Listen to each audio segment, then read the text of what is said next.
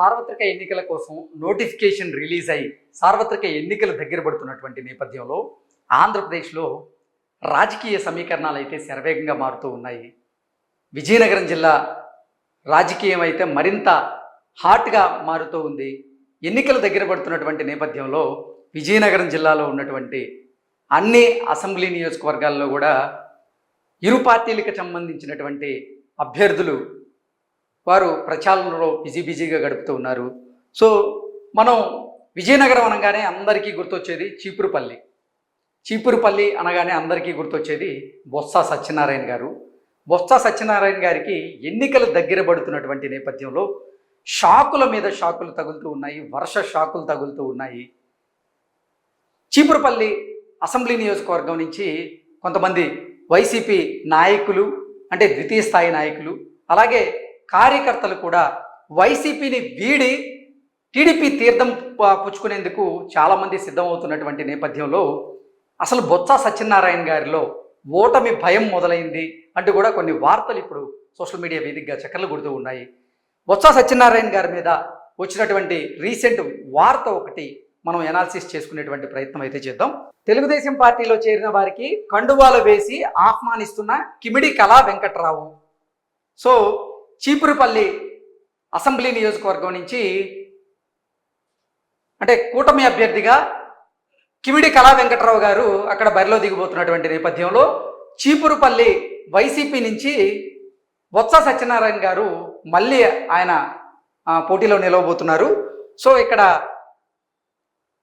హోరాహోరీ పోటీ ఉండే అవకాశం ఉంది, హోరాహోరీగా తలపడే అవకాశం ఉంది అంటూ కూడా గతంలో కొన్ని సర్వేలు వచ్చినటువంటి నేపథ్యంలో వాటన్నింటినీ తల్లకిందులు చేస్తూ చీపురుపల్లి అసెంబ్లీ నియోజకవర్గంలో తెలుగుదేశం పార్టీ కూటమి గెలవబోతుంది అంటూ కూడా ఇప్పుడు కొన్ని సంకేతాలు అయితే అందుతున్నాయి.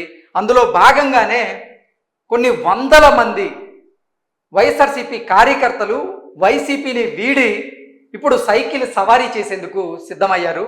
అందులో భాగంగానే ఇక్కడ మనం చూసుకున్నట్లయితే తెలుగుదేశం పార్టీలో చేరిన వారికి కండువాల వేసి ఆహ్వానిస్తున్న కిమిడి కళా వెంకట్రావు గారు. నిన్న కిమిడి కళా వెంకట్రావు గారి ఆధ్వర్యంలో ఈ చీపురుపల్లి అసెంబ్లీ నియోజకవర్గంలో ఆ పరిధిలో ఉన్నటువంటి కొంతమంది వైఎస్ఆర్సీపీ కార్యకర్తలు వైసీపీని వీడి టీడీపీలో చేరడం జరిగింది.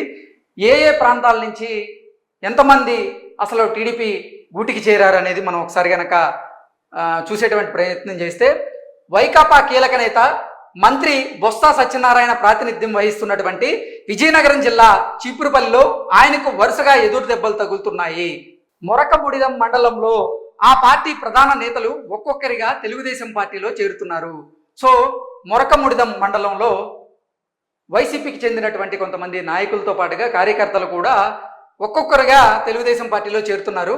గురువారం రాత్రి గర్భాం పంచాయతీలో జరిగినటువంటి కార్యక్రమంలో మాజీ మండలాధ్యక్షుడు తాటి కృష్ణారావు కుమారులు చంద్రశేఖర్, వెంకటేష్ అలాగే ఎంపీటీసీ సభ్యురాలు తాటి కృష్ణవేణి ఆధ్వర్యంలో బైరిపురం మాజీ ఎంపీటీసీ సభ్యుడు మంత్రి సీతారాం నాయుడుతో పాటుగా గర్భం, నరసయ్యపేట, బోడందర వలస, పెదమంత్రిపేట, చినమంత్రిపేట, లంకపేట, భైరిపురం, చల్లాపురం, రామయ్య వలస, మొరకముడిదాం గ్రామాల నుంచి సుమారు 500 మంది వైఎస్ఆర్సీపీకి చెందినటువంటి కార్యకర్తలు వైసీపీని వీడి తెలుగుదేశం పార్టీలో చేరారు. వీరికి చీపురుపల్లి తెలుగుదేశం పార్టీ అభ్యర్థి కిమిడి కళా వెంకట్రావు పార్టీ కండువాలు వేసి ఆహ్వానించారు. మొరకముడిదం మండలం రాజకీయాలను ఇంతవరకు తాడి కోట్ల కుటుంబాలు శాసిస్తూ వస్తున్నాయి. సో ఈ తాడి కుటుంబానికి చెందినటువంటి కొంతమంది నేతలు ఇప్పుడు వైసీపీని వీడి వారు టీడీపీలో చేరడంతో అది బొత్స సత్యనారాయణ గారికి తలనొప్పిగా మారబోతోంది.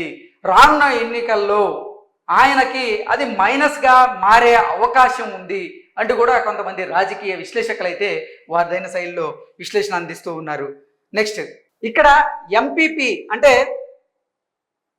మొరకముడిదం మండలంలో ఎంపీపీ జెడ్పీటీసీ స్థానాలను ఆ 2 కుటుంబాలే దక్కించుకుంటున్నాయి. అంటే తాడి కోట్ల కుటుంబాలే అక్కడ ఎంపీపీ జెడ్పీటీసీ స్థానాలను ఇప్పటి వరకు దక్కించుకుంటూ వచ్చాయి. వాటితో పాటుగా రౌతు కుటుంబానికి రాజకీయ ప్రాధాన్యత ఉంది. ఈ 3 కుటుంబాల నుంచి మొదటి తరం నేతలు ఎమ్మెల్యేలుగా పనిచేశారు. అంటే తాడ్డి, కోట్ల, రౌతు కుటుంబానికి చెందినటువంటి నేతలు అక్కడ, అంటే మొదటి తరం నేతలు ఇప్పటి వరకు అక్కడ రాజకీయాలు చేస్తూ వారిదైన శైలిలో వారు ఓటర్లను ఆకర్షిస్తూ వారిదైన శైలిలో వారు రాజకీయాలు చేస్తూ ఇప్పటి వరకు వచ్చారు. కానీ ఇప్పుడు మాత్రం అక్కడ పరిస్థితులు మారేటువంటి అవకాశం ఉంది. ఈ 3 కుటుంబాల నుంచి మొదటి తరం నేతలు ఎమ్మెల్యేలుగా పోటీ చేశారు. వారి వారసులు మంత్రి బొత్స సత్యనారాయణకు సన్నిహితంగా ఉంటూ ఆయన రాజకీయ ఎదుగుదలకు తోడ్పడ్డారు. ఇన్ని రోజులు ఈ తాడి, కోట్ల అండ్ రౌతు కుటుంబాలకు చెందినటువంటి నాయకులు ఎవరైతే ఉన్నారో వాళ్ళు బొత్స సత్యనారాయణకి వెన్నంటే ఉండేవారు. ఇన్నిసార్లుగా బొత్స సత్యనారాయణ గెలవడానికి కూడా వారు ఒక కారణం. కానీ ఈసారి జరగబోతున్నటువంటి సార్వత్రిక ఎన్నికల్లో ఈ తాడి, కోట్ల, ఈ రౌతు కుటుంబాలు అక్కడ బొత్స సత్యనారాయణ గారికి వ్యతిరేకంగా పనిచేసే అవకాశం ఉంది. వారు టీడీపీలో జాయిన్ అయ్యారు కాబట్టి బొత్స సత్యనారాయణ గారు అక్కడ ఓడిపోవడం ఖాయం అనేటువంటి సంకేతాలు అయితే బలంగా వినపడుతూ ఉన్నాయి. దాంతోపాటుగా బొత్స సత్యనారాయణ గారు ఈ 5 సంవత్సరాలలో ఈ చీపురుపల్లి అసెంబ్లీ నియోజకవర్గంలో ఎన్నో అరాచకాలు చేశారని, ఎంతో అవినీతికి పాల్పడ్డారని, ఇసుకను దోచేశారని, మద్యం ఏర్లుగా పారించారని, ఇలా రకరకాల ఆరోపణలు బొత్స సత్యనారాయణ మీద, ఆయన కుటుంబ సభ్యుల మీద వస్తున్నటువంటి నేపథ్యంలో అది కూడా ఈ ఎన్నికల్లో బొత్స సత్యనారాయణ గారికి వ్యతిరేకంగా మారబోతోంది. సో బొత్స సత్యనారాయణ గారు ఎట్టి పరిస్థితుల్లో ఓడిపోవడం ఖాయం అనేటువంటి సంకేతాలు అయితే బలంగా వినపడుతూ ఉన్నాయి. దాంతోపాటుగా సర్వేలన్నీ కూడా చీపురుపల్లిలో బొత్స సత్యనారాయణ గారు ఓడిపోవడం ఖాయం అనేటువంటి రిపోర్ట్ను అయితే ఇప్పటికే ఇస్తూ ఉన్నాయి. జగన్మోహన్ రెడ్డి పాలన నచ్చక కొంతమంది బొత్స సత్యనారాయణ గారి అరాచకాలు కూడా భరించలేక ఎంతోమంది వైసీపీని వీడి టీడీపీ కండువా కప్పుకోబోతున్నారు అంటూ కూడా ఈ 500 మందితో పాటుగా రానున్నటువంటి రోజుల్లో 5,000 మంది వైసీపీ కార్యకర్తలు టీడీపీ గూటికి చేరే అవకాశం ఉంది చీపురుపల్లి అసెంబ్లీ నియోజకవర్గంలో అంటూ కూడా కొన్ని వార్తలను అయితే మనం చూస్తూ ఉన్నాం. ఓవరాల్గా చూసుకున్నట్లయితే అసలు చీపురుపల్లిలో బొత్స సత్యనారాయణ గారు ఈసారి పరిస్థితులు ఎలా ఉండబోతున్నాయి అంటూ కూడా ఆయన పర్సనల్గా ఒక సర్వే నిర్వహించుకున్నారని, సర్వేలో కూడా బొత్స సత్యనారాయణ గారికి వ్యతిరేకత వచ్చింది అంటూ గతంలో కొన్ని వార్తలు అయితే వచ్చాయి. దానికి అనుగుణంగానే బొత్స సత్యనారాయణ గారు చీపురుపల్లి నుంచి కాకుండా భీమిలి అసెంబ్లీ నియోజకవర్గం నుంచి పోటీ చేసే అవకాశం ఉంది. బొత్స సత్యనారాయణ గారు జగన్మోహన్ రెడ్డిని ఫోర్స్ చేస్తున్నారు, నాకు భీమిలి టికెట్ ఇవ్వండి, నేను భీమిలి నుంచే పోటీ చేస్తాను, చీపురుపల్లి నుంచి ఈసారి నేను పోటీ చేయను అంటూ గతంలో బొత్స సత్యనారాయణ గారు జగన్మోహన్ రెడ్డిని అడిగినట్లుగా కూడా కొన్ని వార్తలు అయితే హల్చల్ చేశాయి.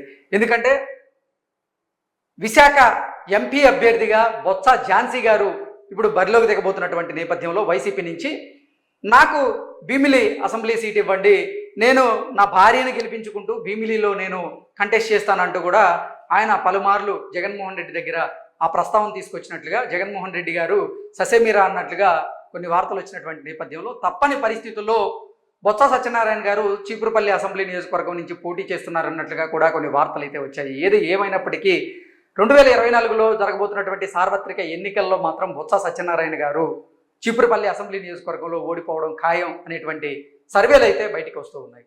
Thank you so much.